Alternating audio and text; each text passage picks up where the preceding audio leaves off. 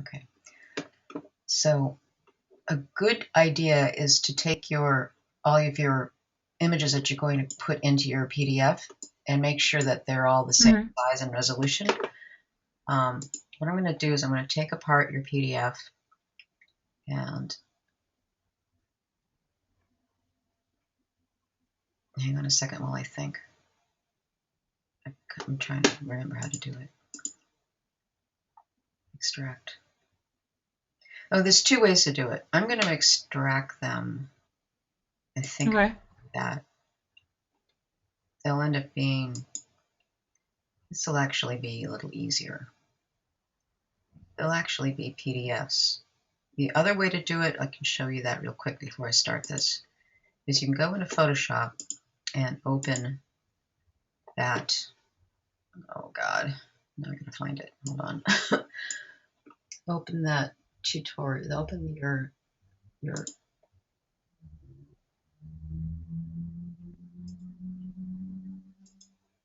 Hold on one second. Okay, got it. You could open your sequence, the PDF in Photoshop, and then you have to import it. There's two ways to do it. You ever import PDFs into Photoshop? One is as pages. No, not before. Okay, well, if you do, here's the caution. If you do it as pages, it comes in as whatever size it thinks a page would be at 300 dpi, which would give you 30 megabyte files. So you'd have 33 megabyte files, which would suck. Yeah. You got to do it as images, and then you can select all the images and open them. And yeah, this is just as easy as doing it the other way. So that's the one way of doing it. The other way you can do it is extract. If you have Adobe Acrobat full version, some people don't have the full version. You can just extract all the pages as find your folder. The nice thing about this is it will save the files for me, but the not so nice thing is I'm not sure I can choose I don't know yet if I can choose the oh, maybe it did it. Wow, that was fast. Yeah, it did it. Here it is. Here they are, right there. All those individual files now. And they're numbered even, so it's kind of nice. With these, I'm going to try an experiment. I haven't ever tried this before. Usually what I do is I have to go back through and save all of these files that I opened from your original PDF, because the system that I use won't work unless the files are saved. So to do that, I usually use a batch file. Have you ever used batch files in Photoshop? I've heard of batch files. I'm completely new to using Photoshop. Like I've never used it in my life.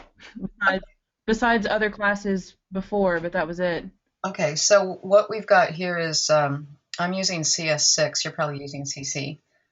So yeah, slight differences, but there should be still enough similarities that it shouldn't seem weird. Actions are batch little scripts that you can make. And I've made some little scripts. Oops, I didn't mean to do that. Oh, I can't go back. Okay. So I've made these scripts, and I actually made one that says buttons, so you can just click on it. But the other, when you first make them, it comes as a, you can preset what you want it to be. Like in this case, this particular action that I just accidentally performed to your file, which isn't bad because I'm going to do it for the rest of them, I think. Gives me an adjustment hue, that saturation, but I don't really see that much of a difference in the hue and saturation. And adjusted the size, so all the size is going to be consistent, and it saves it as a Photoshop file. The easiest way is if you have a file already open and you do what you want to do to that one file and record it, then you can do it to all the rest of the files. So we start a new action, and we're going to call it Olivia. And it's going to go into my set of actions. There's a default set, so you might want to make your own set so they don't get mixed up. I deleted my default set because it's useless to me. And you can even assign a function key if it's something you're going to use a lot, which is really nice. Like if you have to go through and resize 100 files, every other day because of whatever, you can make an action for it and then save it, and then you just can click on that button and it does whatever it needs to do. So we're going to record it. As soon as we click the record button, the little record button down here comes on. And so what I'm going to do is just basically save. For this one, this is going to be easy. Stop. So that means if I run this batch, it's just going to save all these files, and I won't even close them, which will be really nice. Now I'll have double the files in that folder, but that's okay.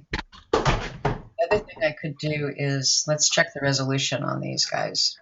Okay, they're 900 by 72, and that's what they should be. And they're probably all like that, probably because I opened them in Photoshop instead of in Acrobat.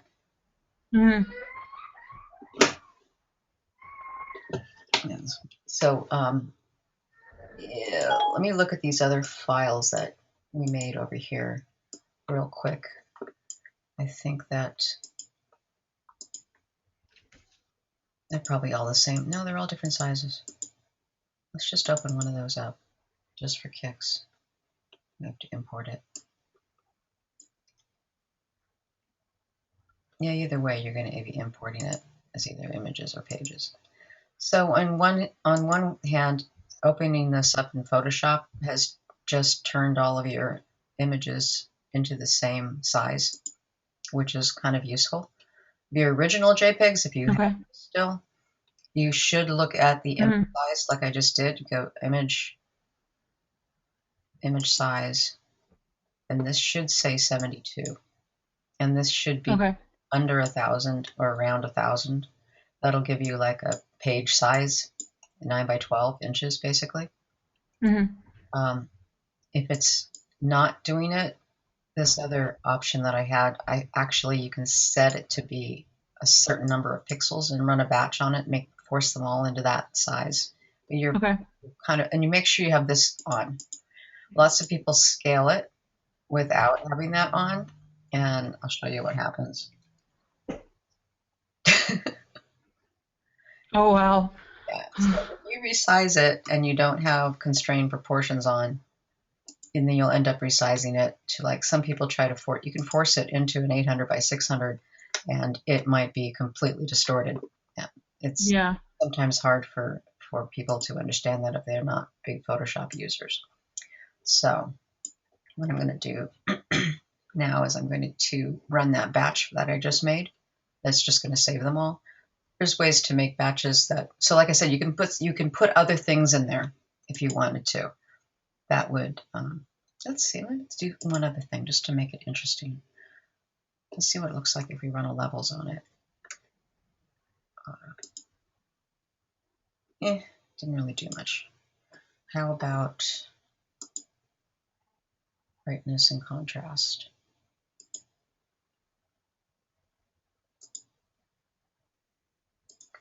Come on, give me an auto. Yeah, it didn't really change it much.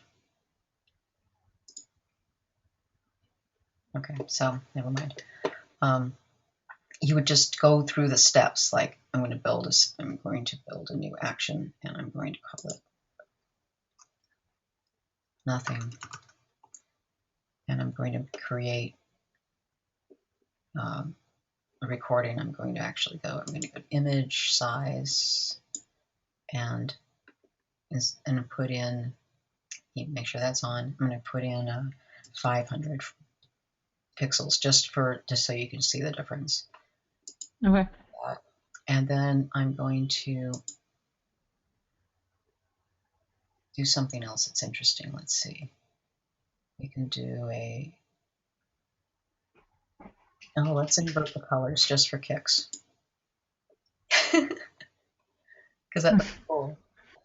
And then we'll do a save as, and I'm going to save this into a nothing folder so that I don't get them mixed up. So it's going to go into its own little folder. Now, when I run the batch on all of them, which means I'll have to go back and open them all again. Hopefully I won't screw it up. Let's see. You go to, oh, let me finish this. Gosh, you got to stop it once you do that. Make sure you stop the recording. That's what I always forget to do. And I end up making this ginormous auto action that won't work. Then you go to File, Automate, Batch. And you have, it usually has your last one that you made, but I could select any of these. And you choose, we're going to be on all open files, although you can do it on a folder. You don't necessarily have to have all the files already open, but they do have to be saved. And it should save override action save as commands, because it should save it to the nothing folder. Just to be sure, I'm going to choose it anyway to make sure that it doesn't accidentally save over stuff I want to keep. But it still basically is override. And you can add stuff to the file name and it'll add it all. You can add a serial number and all that stuff. But since it numbers itself out by itself when you do it this way, it's not really important, but it's nice to know for future references. There's lots of stuff you can do with the batch. So I'm going to run the batch on the images, and it's going to process all the images for me. See how it's running through the little action? Yeah. And that's so cool. So now I go back to the nothing folder, and I have all of these images that are in reverse, except for that one. That's right. The one that I did the thing on, and it did it to it again. It, turned it back to normal. So we could do it this way, which would be kind of funny. But that's just an example of how you can use batch really powerfully to make, use actions to make your own little scripts. They can get really complicated. You can do it more complicated than that as well. You can insert menu items and do lots of crazy things. But just as a basic, if you just want to do one thing, as long as you have an image open and you can do those things to the image, you can just record it. Okay. That makes it a lot easier. So that makes everything so much easier, especially when I have to go and scan multiple files and I have to resize them, and then absolutely. Yeah, definitely. When you be careful when you use the image size to make it either a what am I trying to say? When you do image size, it will resize all the images. If you do it in canvas size, it will crop all the images. Yeah. So you want to make sure that you're doing the one that you want. And save it in a different file folder, so in case you screw it up, you can try again. Because that's what I always do. I have millions of folders, and I throw stuff in just to test. You can attempt to automatically align source images, which will help. But if you're not really sure that will help, I would leave it off. And don't make a smart object out of it. And just go, okay. Now it's going to build a Photoshop file for me. This is very interesting, I think, because you can see clearly now which ones are too big and which ones are small. Can you see that in my? Well, let me make my my palette bigger.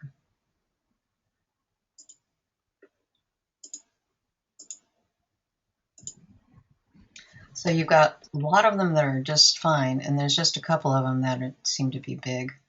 There's one. Okay. There. So I'm going to see how big this is. If you hold down your Option key or your Alt key if you're on a PC and click on the eyeball, all the other ones turn off. And close the actions. And you can just see this one. And if you hold down the Option key and tap the bracket key, left or right, it'll move you up and down visually. If you hold down the Command key, it will actually move the layer. If you hold down the Option key or the Alt key, it will just move your view. So we got to make this one to be just like this one in size. And it looks like that one's 900 by 6 something. So we'll just resize this one here. Select the whole thing, Control All, Command All, Control All, and hit, well, I'm doing all hotkeys. You want me to do the hotkeys or just show you the, I'll just show you this anyway. Select all. Let me do this right. Because image and select all. Select all. And then image transform. Hang on a second. I don't know where it is on the menu. I only know how to do it with a hotkey. Isn't that funny? All right. It's a Command T or Control T. Will allow you to change that. And I'm actually going to change this to up here. Just drag it. Drag it's easier. And I don't have to be precise. I'll turn on this frame. Darn it. Turn on the frame above it so I can see the difference. There, that makes more sense. Select the whole thing, hit transform. When you do find the transform in the file, if you decide to look for it that way, it has two options. One's as a selection, one's as a one is as a object. So I just transform the object. So I think that's the only one. That looks good. And so what I'm going to do now is I'm just going to actually trim the whole file to this. I can do that with crop. I can either trim, there's two ways I can do it. There's always more than one way to do something in Photoshop. I keep remembering that you're newish to Photoshop. So I could trim it based on transparent pixels, and it should trim them all off. And it did. So that's good. So now we have something that's everything's the same size. So we'll go back to that trick that I just showed you, where you have one file selected with one eyeball, and you use your Option key. You can just walk right up the animation and see what it looks like. Looks like there's one out of order. That probably happened when I saved them off. Okay. So the next thing you want to do is I want to see, like an animator's table is transparent, like onion skin, right? Stuff. So if we want to make this transparent, what I'm going to do is turn this down to opacities down to 50, and then select my next file, and I can see what's underneath it. So I think this is the one that's out of order, and I'm not sure where it goes. So I'm going to turn that one off and do this one instead. That halfway, turn this on. Now you can see, you can move the one underneath it to be more lined up. Maybe, usually when you're trying to do animation, from what I understand, is the feet, it's easier to do it with the ones that you can see the feet, because the feet should match. The center of the body, maybe, if the figures are two different sizes, should probably go back and redraw that frame. For convenience, I'm just going to resize it a little bit, but you should really redraw it so that you can line them up better. Turn that one off and turn this one on. Now this is what you can do if you have, turn this down to 50%. If you have a light table or some kind of a light box, that's the best way to do this, because you can do this with the drawings when you start. Yeah. When you create the drawings already lined up or already sized up together to work right. So now those are almost the same. So I think I would take that one out. Okay. Because we want only want keyframes. Keyframes where it's a change, a dramatic change in movement. So I'm going to line that up there, turn this one off, turn the next one to 50%. And you can actually, if you have the layer selected and no strange tools selected, you can just hit the number 5 and it'll automatically go to 50%. Or 8, it could be 80%, or 2. In fact, if you're playing with Photoshop and you accidentally hit a number and your transparency goes away, or you think you're I've done that. I'm like, ah! but it's still there. So we turn on the next one and move that one. So I'm trying to get her to at least stay in a relatively balanced way. I'm not really sure what your animation intent is, so this would be something that you would She was supposed to be turning. Okay, so that would probably be something, if you're using a light box and you're drawing the keyframes, and remember the keyframe is just the extremes of movement. So think like almost like stop time animation. You want to make sure that you have 4 different keyframes for a walk, for instance. I think I posted a link that. Do you do them on top of each other? Yeah, and I did. It was really like it was way out of my comfort zone. I tried. I didn't know what I was doing. As much as I tried to read and like watch the videos and stuff, it was just really confusing for me. Yeah, it's so much easier to be able to just show this stuff, which is why I really prefer to do these like live sessions. And it's easier for the student, rather than me just recording something without any feedback. If you're on there as well and you can ask questions like, why did that happen? Or what did you do there? Then it makes, or what if you want to do this? It makes it a lot easier and more interesting to me. So anybody who watches this, they might be bored by the chitter chatter, but I think it makes the whole thing more interesting. So I'm going to work my way down, turn this one to 50%, select your layer, turn to 50%, select the next layer, turn it on, and move it. So this is just going to be kind of a repetitive process. Turn that off, turn that to 50, turn this on, click on the eyeball. And now she's back here. Okay, so that makes me wonder, because we don't want her to jump back. I'm going to turn all these other frames. We're going to look at them all lined up, you see. And what I'm going to do, I'm going to make an artistic decision here. Take a look at, you can still hold down the Alt key at any time I click on one eyeball and turn all the other ones off.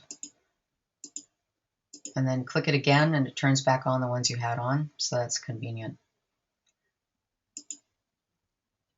I'm going to make the overall size a little bigger. I would rather you have feet in there anyway. I think it would look better.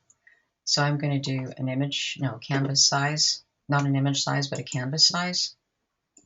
Change, and I'm going to add, inches is easier for me. The width is fine, the height needs to be added, so we'll make the height 12 inches and anchor it to the top left. That way we'll get more space around the bottom right. Click OK. And now she's got more space. So that allows me to then select, I'm going to select all these frames. You can click one frame and then hold the Shift key and click the other frame and you've got the whole batch selected. And you can't really see that one underneath, but I'm going to move this whole batch down. Let's see, where is she? Right there. Okay. Down there. And then turn off all but the last one.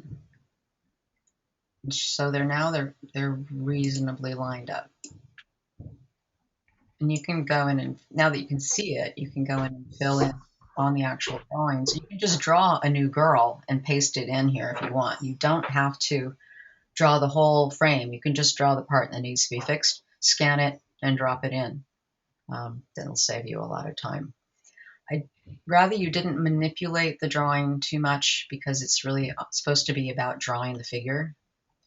So that's why I would rather have you draw missing bits rather than fill them in Photoshop. Definitely don't want people to draw something with a pencil, scan it, and then draw the rest of it with their tablet, because to me it always looks different. It's just better to do it this way. All right, now we're going to move on and turn this one to 50% and turn this one on. Move her over a little bit.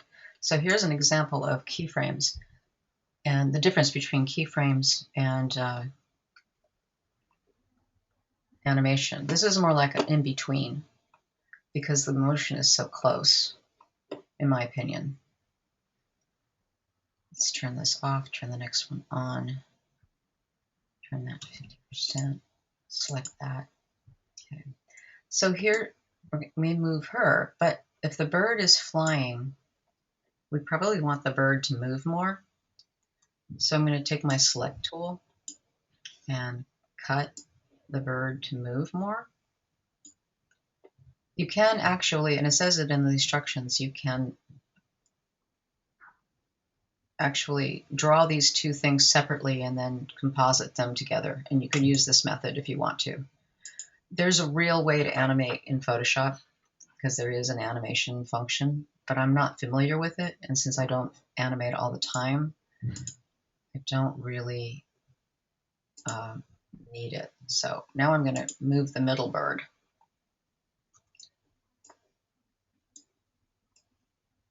Oh, I'm going to cut it there. So we're thinking of a line. The bird's going to come down in a line. With as far as the framing goes,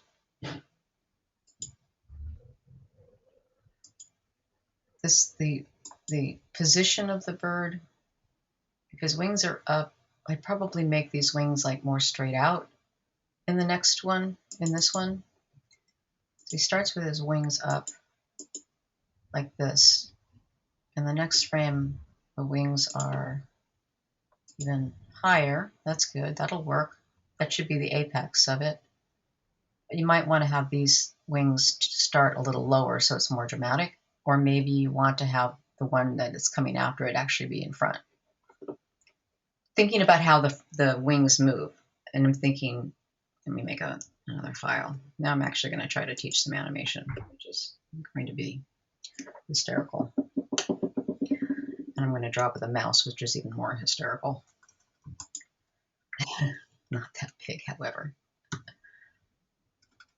So if I was going to have a bird flying,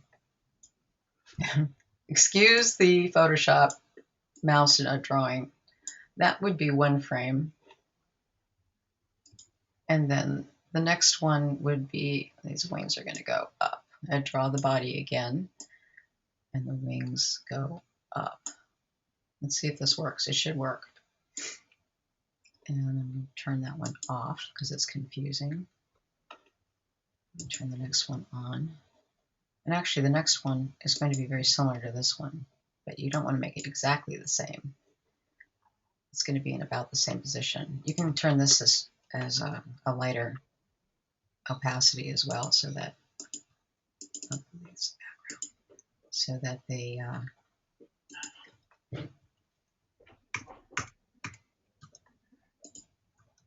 could be seen through. So it's like onion skinning. So I'm going to draw the next frame of the animation. And these wings are going to go like this. And then the next frame, his wings should be at the bottom. So when I'm trying, he looks like a spider. And then it starts back up with this frame again. So this should work now. Unless I'm a complete liar. But let's see. So we option click on the layer, which is at 50%. We like that 100%. Option click on the layer, and then we can walk up the animation. Now, see how it looks like it's animating? Mm-hmm. Let me turn all of these to 100%.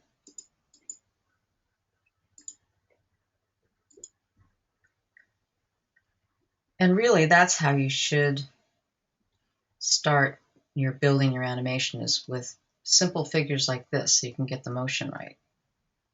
And you can do this on your drawing paper. So the drawing can look better than this, but it should be fairly simple. There's what happens when the bird flies. You want to think about that. Or observe a bird when they're flying. And I believe when the wings are down, I would have to go outside and look at a bird to be sure. But I believe when the wings are down, the bird's going to be slightly higher. And then as the wings move down or move up, wait, I'm going backwards. I'm not sure now. Okay, down, Yeah, down he's going to be up a little bit. And then when he gets to the bottom, it's going to be down. Oh, crap. It's hard to keep track of your layers this way. It's easier to do it on paper. So he has a little bit of movement up and down. I think that'll help.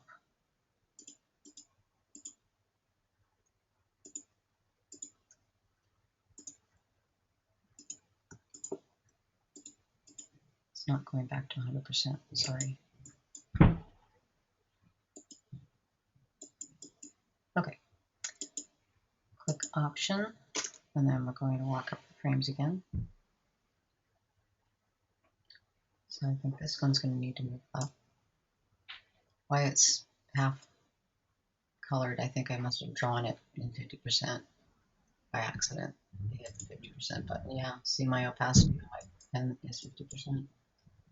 So I'm going to redraw it.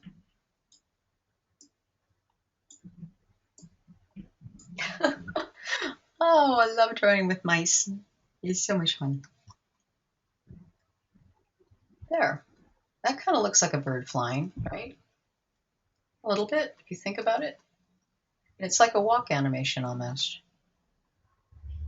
Down, up. So this one should be up a little higher.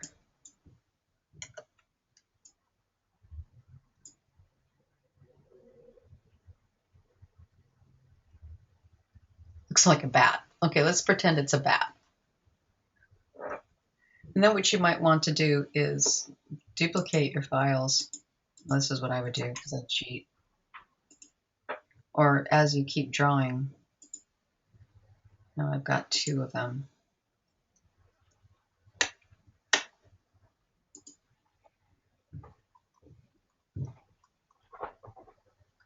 So this way I could make the bird fly across the page. I'm going to make him fly across the page by moving each one over.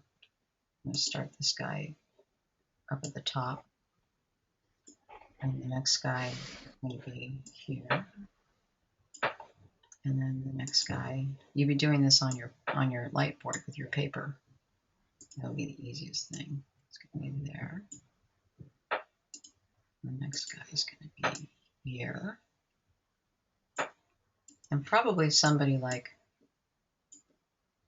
who does animation all the time could give you a better routine, but this is what I've got. So this is what I'm showing you. Wrong layer.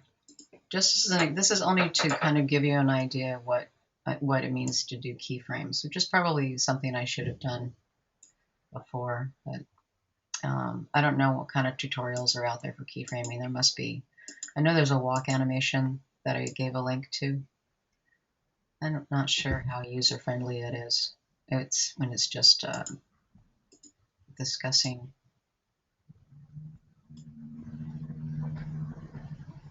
So I might clip this part of the GoToMeeting out and put it in a separate file. People who don't want to watch this.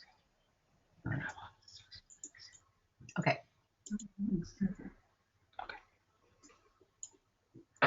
Make sure these are all at 100%. Click on there, and then we're going to walk through it and see how it looks.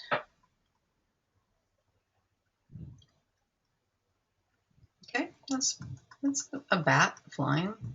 You can get a little more elaborate and have him moving up and down inside as he's going across as well.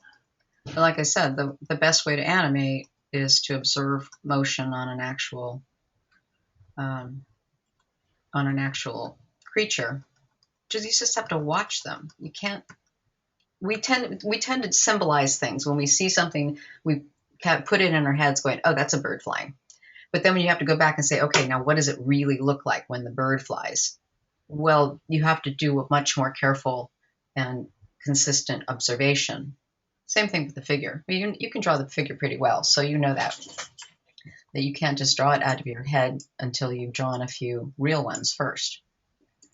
So, at any rate, back to your animation.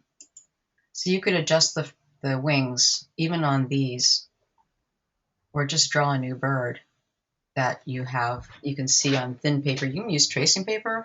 If you use really cheap printer paper, usually you can see through it pretty well if you have a light source. The light source could be something as simple as the window in your room. If it's light outside, you can do that. It doesn't have to cost anything. There's a lot of really cheap ways to make them, and Matt just posted a link for another light table. And I saw one at an art store that was just like a tablet. In fact, you could use your tablet probably if you have a tablet. I've seen people use their computers, but I wouldn't want to put pressure on the touch screen. Okay. So back to what we were doing. This takes a little time if you have a lot of frames. I'm sorry. Oh. Now, tell me what happened here. Is this in the right order? No, this is out of order, isn't it? Only you can tell me it's your animation. Yeah, because she's supposed to be walking at first. She turns around, she stops to see the bird coming at her, and that's when she takes off running. Okay, let's take a look at our thing here. And yes, this is, can you see what the problem is? It isn't, since it didn't number it 01, it's going 1, 1, 0, 1, 1, 1, 3. So we have to move you guys up. And I'm going to have to make that panel smaller so I can see them.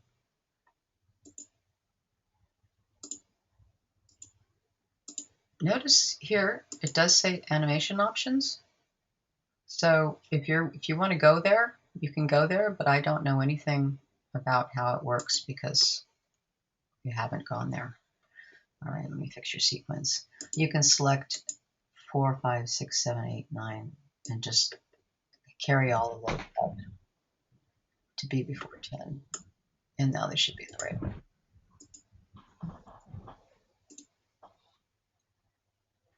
No, we have one on down here.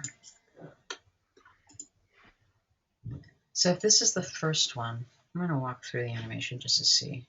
No, that's from the bottom, from the top.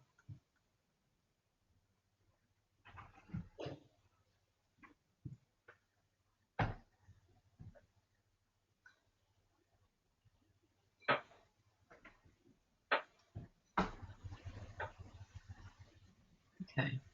I think you can see already how much easier it's going to be to put it together the way you want it.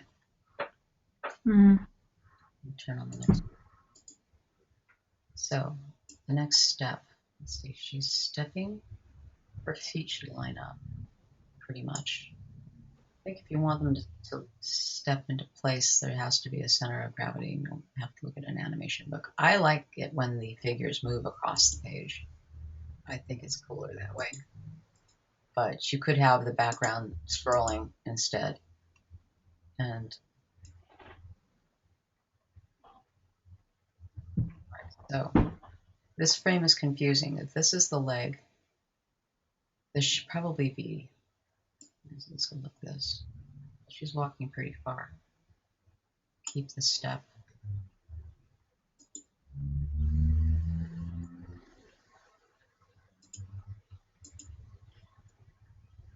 Okay, that works. And then there's a cut to the next scene, right? Yeah. So let me take those 4 walk. Yeah, you've got the idea. Now that it's in lined up in an order, I can see that. That's what you were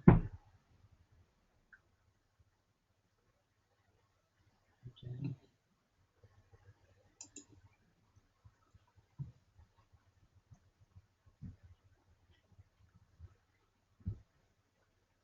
You'll probably want to adjust a little bit, like maybe her foot would be off the ground higher, or leg bent maybe, picked up a little bit higher. And then it steps down, and then she pushes up, that's good, and then steps out again. You may want to have her foot off the ground. And then you'll do in-betweens anyway. If you want to, you can do 1 frame in between each of these and make it even smoother. Okay, I'm going to turn those all back on and turn them up. Select them all because I'm going to make them move this way. So we come to, you may want to make them the same size. It may be okay with a cut. Just kind of keep an eye on it. And if it's too abrupt, you might consider moving this or making this one smaller so that it more looks like she's turning in place so that they're the same size, or make these people in the background taller. These are kind of short figuratively, proportionally for a human, or make her head smaller. Or if you keep with this size, which is perfectly fine because it looks like a perfectly fine character, and you might want to make this one, redraw these to be a little bit smaller, like so, so that they kind of match up.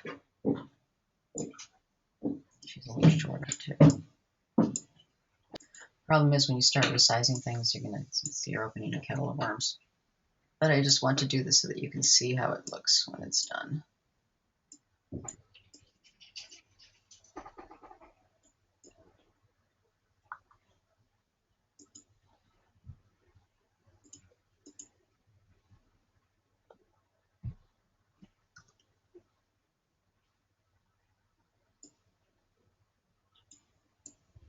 So I'm using that Control T to select, or Command T to select the transform tool. You don't even have to select all. If you're on a transparent layer, it will automatically select all, everything on the screen, everything in the layer for you.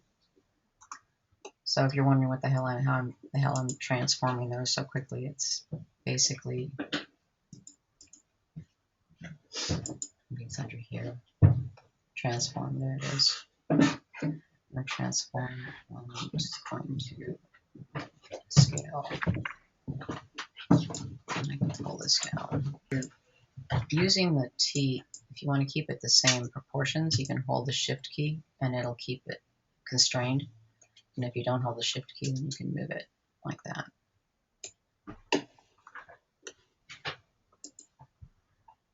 Let's do a few more frames to show you what I mean.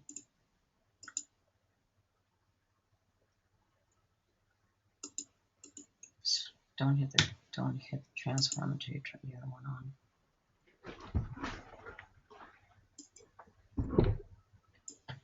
Oh crap, it's 5:15. Okay.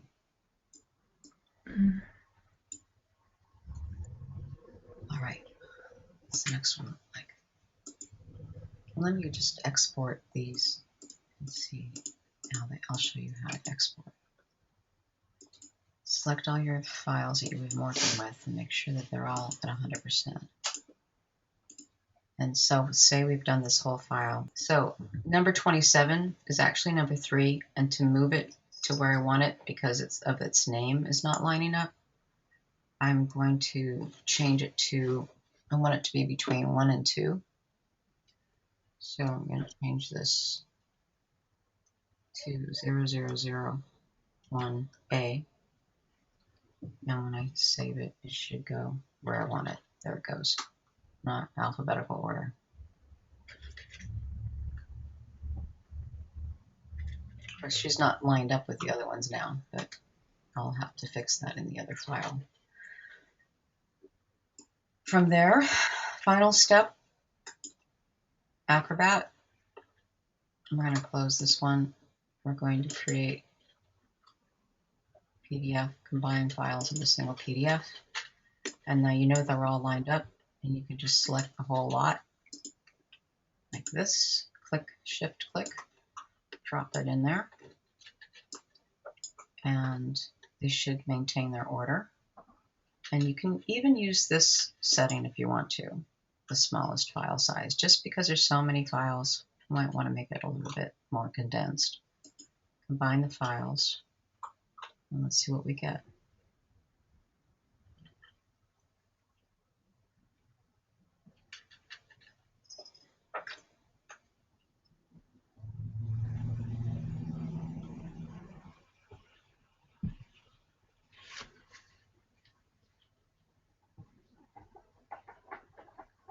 All right, so what we've got, if you click on this whole page thing, it will make sure that you've got a whole page in there. Nice thing about this is no matter what size your layers are, when you do it through Photoshop, they're all going to, maybe the original scans, they're all going to end up coming out the same size. So the placement that you put in on Photoshop, because we didn't do the last of them, but the first few that we did in Photoshop that were placed will stay placed. This one's out of order. And placed, and turn, turn, turn, turn. But you're going to want to reevaluate your keyframes. You're probably going to want, this is a little bit more like an in-between. So you're probably going to want her to come to a standing position and show her feet, and then do a quarter turn, and then do another quarter turn. So then by this time she's facing back. That would be the keyframing, to be this pose. That would go, yeah, this right here is more the keyframe. So I'm not sure what all these are for, unless she's slowing down a walk. If she's slowing down the walk, then you should continue this walk style. This one isn't as obvious that her legs are swinging forward and back. It's harder to do it face on. So you might reconsider that. Or just take these out altogether and skip to this and have that a cutaway where she turns 3/4. I'd probably, yeah, and then we've got the bird coming. You can animate or move the bird around so it animates more. And you'll be able to fix the legs and the arms and things like that when you can see through it. See, these are good in-between frames, but you really want the keyframes. How's that sound? And you can actually have her getting bigger as she runs towards you. See, this running here is nice and dramatic. You could make it more realistic if you do a little more overlap. Think of those figures. You remember how we're supposed to start the figures with cylinders? Mm-hmm. Your cylinders, and get the legs to really foreshorten. And when you're in a position like this, if you want this arm to look back, make this hand much smaller. Exaggerate it. Exaggeration is basically the key to great animation. Exaggeration is secondary movement. So make that smaller, make this one bigger, make her foot bigger, make that one a lot smaller. Make sure that it looks like the calf is overlapping the thigh because the calf is in front, like you've got the foot in front, and you've got the knee in front of the foot here. So that's good. You want to exaggerate those overlaps, and that will make the figure, while it's just line and not tone, that'll make the figure more 3D. You'll be able to turn the figure with the line as long as you pay attention to those overlaps. Does that make sense? Yeah. And then also with the light table, you'll be able to do something interesting with her hair, like do an alternate. This could be really cool. I mean, this is like a portfolio piece. And it may turn out to be much more interesting than you thought, because now if you're doing just the keyframes, it's not so hard. It's the in-betweens that get boring.